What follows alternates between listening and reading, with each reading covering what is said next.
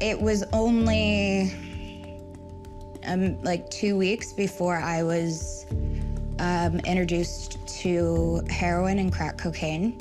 I started using recreationally, and obviously, like, you can't do that with heroin before you become addicted to it.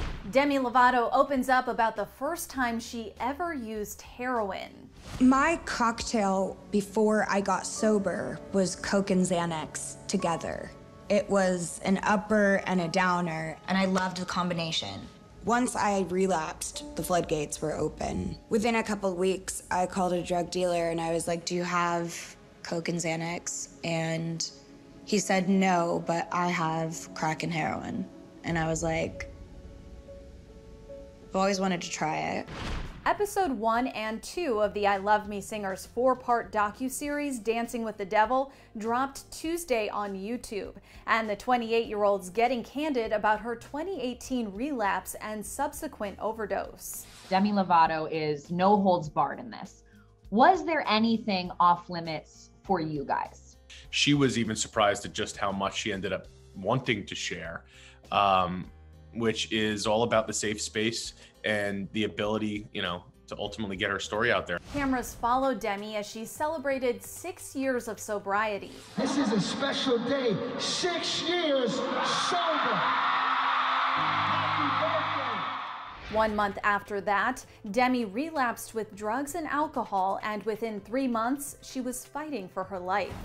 I picked up a bottle of red wine that night, and it wasn't even 30 minutes before I called someone that I knew had drugs on them. I ended up at a party. I just so happened to run into my old drug dealer from 6 years before, and I just went to town. That night I did drugs that I'd never done before.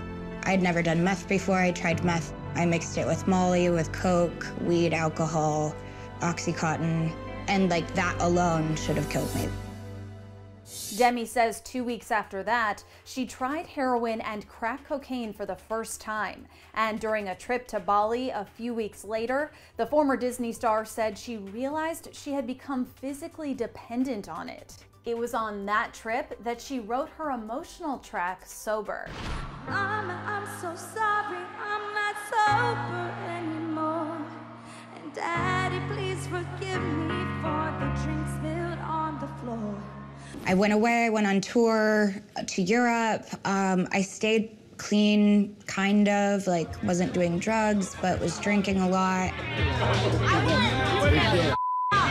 E.T. spoke to the documentary's director, Michael D. Ratner, and he opened up about why it was so important to Demi to lay it all out on the table. I think she feels liberated.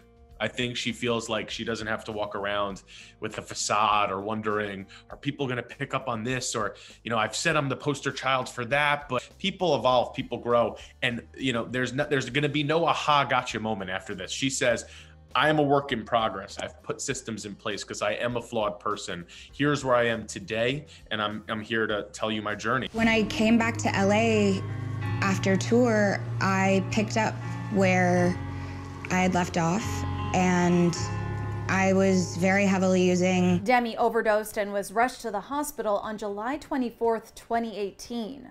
Metro Rescue 827, persons leaving, does not want LAFD assistance and or help. I am not saying that I have not used needles, but that night I wasn't injecting it, I was smoking it, which is another reason why I was so shocked when I woke up in the hospital, because I was like, no, I'm not injecting it. I can't overdose on it. At the end of the day, if you do too much of anything, it's gonna kill you. Her objective was to clear the air, to tell her story, to speak her truth. You could jump on live and say whatever you're feeling that day, but that's impulsive and in the moment. Whereas this is, you know, you're gonna get to know Demi Lovato through and through in this piece.